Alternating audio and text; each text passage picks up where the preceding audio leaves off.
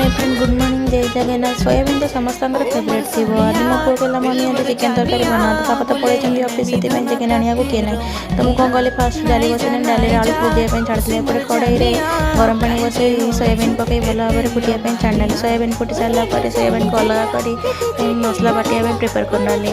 मसला बाटी सारापर कड़े तेल पकई सोयाबीन को पकई भल भाव में भाजी अलग काढ़ी जीरा तेजपत्र छुंक दे प्याज पकई भल भाव में भाजी मसला पकई कषापी छाड़ी डाली डाली को बघारी देली डाली बघारी सारापर मसला